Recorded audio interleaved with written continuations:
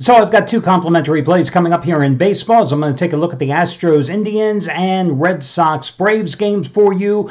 But before I do, let's take a look back at game number 6 of the Western Conference Finals. Just a quick observation for you. As you look forward to game number 7 tomorrow, the question is, how do you handicap the game? Do you base it on the fact that the Warriors, in the most important game of the season, playing at home, come out lame and fall down by 17 points in the first half at home, cutting the deficit to 10 at halftime? Or do you base it on the fact that the Warriors looked absolutely unbeatable and looked like the defending champions they are in the second half and especially in the third quarter? Which team is going to be the one that's going to show up in game number 7?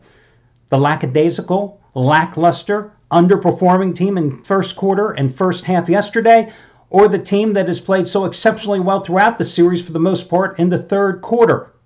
And as for the Rockets, you saw yesterday the difference of not having Chris Paul. Yeah, it's great to be able to say, hey, we've got Eric Gordon to plug in his place. But when you rob Eric Gordon from your bench, you then make a bench that had been one of the strongest parts of your team so much weaker, because other than the 11 points you got from Gerald Green, what did you get yesterday? And clearly, the Rockets had no legs as that game wore on. You saw what happened. They came out like gangbusters, hitting all the three-pointers. They had the explosiveness, and then you saw the air balls, and then you saw the balls clanging off the front of the rim, and then you saw everything go wrong. And listen, guys, I have a big vested interest in game number 7, especially since I have the Warriors at minus 210 in the series. But that's tomorrow's story. So the key thing today is who's got the big play. And listen, Steve Buden's Cali Cartel, when I saw they had a play on today's game number 7 in Boston, Cleveland, you better believe I made it the discounted play, because they are a perfect 6-0 in that series. And today, not only conference finals winner number 9 out of 11 overall, but 109 basketball winner number 32 out of 48, their game 7 lock. Just like their 109 winner on the Cavaliers in game number 6, like their 109 winner on the Celtics in game number 5, like their 109 winner on the Cavaliers in game number 4, and twice as big as their 59 winners on the Celtics in games number 1 and 2 and the Cavaliers in game number 3. You're going to get it for over half price off by using coupon code CALI, C-A-L-I. Remember, all of Buden's crews in the NBA postseason over the past 4 years, their record 64-39, making $10 bettors $13,125. And all your other discounts and promos, including daytime baseball action. Shawn Michaels, 109 max wager winner number 5 in a row, goes on the early card. You get it for over half price off by using coupon code Sean, his first name.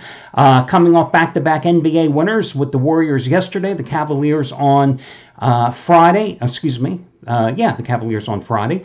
And Jeff Benton has an early baseball release. They're on 2 different games, however. Baseball winner number 9 out of 13, 100-dime max wager number 7 out of 10 is mismatch of the year. You get it for over half price off by using coupon code 100-DIMER, 100, D-I-M-E-R. Let me get to your complimentary plays. I'm going to go first with another Boston team, the Red Sox on the run line with Chris Sale minus $1.15 over Baltimore as they look to complete the 3-0 sweep. Sale 4-0 with a 2.38 earned run average in his last 6 starts. Listen, he's 2-0 in 4 home starts this season with a 1.96 earned run average, allowing just 17 hits in 23 innings with 31 strikeouts along the way. This after going 7-3 with a 3.18 earned run average in Fenway in 13 home starts a year ago. The Red Sox have won the first 2 games in the series, 6-2 and 8-6.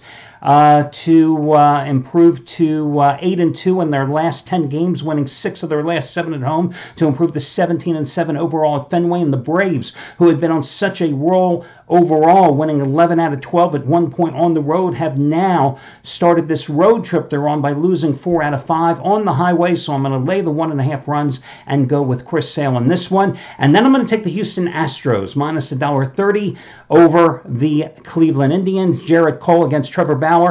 Interesting sidebar here. These guys were at one-time teammates at UCLA and top draft picks as well. Let's see, back in, what draft was it?